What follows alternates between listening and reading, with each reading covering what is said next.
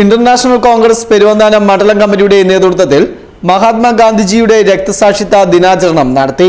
മണ്ഡലം president Shinoji Jacob, Elappara block Congress committee president Shajahan Madathil, youth Congress ജില്ലാ vice പ്രസിഡന്റും ജില്ലാ പഞ്ചായത്ത് അംഗവുമായ ടോണി തോമസ്, DCC അംഗവും അഴുത ബ്ലോക്ക് പഞ്ചായത്ത് വൈസ് പ്രസിഡന്റുമായ ജോൺ പി തോമസ്, ബ്ലോക്ക് മെമ്പർമാരായ KN Ramadas, ward member Shiyas Muthedath, panchayat vice president Sheeba Binoy, മണ്ഡലം vice president Shirley George, Azhutha block panchayat member Jeeva Mol, ഗ്രാമപഞ്ചായത്ത് മെമ്പർമാരായ സെബാസ്റ്റ്യൻ ജോസഫ്, റോസ്ലി ജോസഫ്, മണ്ഡലം കമ്മിറ്റി ഭാരവാഹികളായ ഡയസ്മോൻ K ജോസ്, അസീം കുളത്തിങ്കൽ, ഗനീഫ, മൈമുന റഹീം, സെയ്ദ് മുഹമ്മദ് തുടങ്ങിയവർ നേതൃത്വം നൽകി.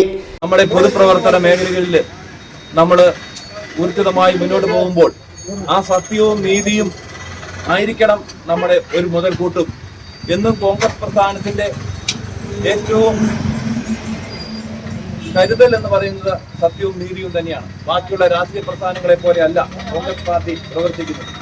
മഹാത്മാഗാന്ധിയുടെ ആദർശങ്ങളും ആ ദർശനങ്ങളുമാണ് നമുക്ക് ഇന്നും വഴികാട്ടിയായിരിക്കുന്നത്.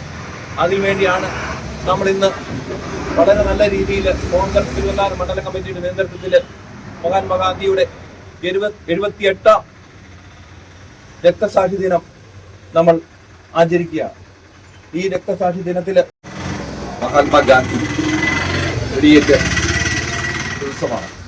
തീർച്ചയായിട്ടും ഇന്ത്യയെ ഇന്നത്തെ ഇന്ത്യയാക്കി മാറ്റാൻ ഗാന്ധിജി ചെയ്ത സേവനങ്ങൾ ഇന്ന് ഓരോ കുട്ടികൾക്കും മനഃപാഠമാണ്.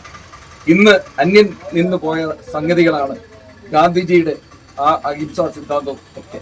ഇന്ന് രാഷ്ട്രത്തിൽ തന്നെ വിവിധ മത വൈരികൾ ചേർന്നുകൊണ്ട് ഈ ഇന്ത്യ രാജ്യത്തെ കീറിമുറിക്കാനുള്ള ചിത്ര ശക്തികൾ എന്ന് പറയുകയാണ്. അപ്പോഴാണ് ഗാന്ധിജിയുടെ സിദ്ധാന്തം നമുക്ക് ഓർമ്മ വരുന്നത്. ഈ ഇന്ത്യക്ക് പരമാധികാരം നേടിത്തന്ന, അഹിംസയിലൂടെ പരമാധികാരം നേടിത്തന്ന ആ മഹാത്മാവിന്റെ നിത്യശാന്തിക്കായി പ്രാർത്ഥിച്ചുകൊണ്ട് നിർത്തട്ടെ.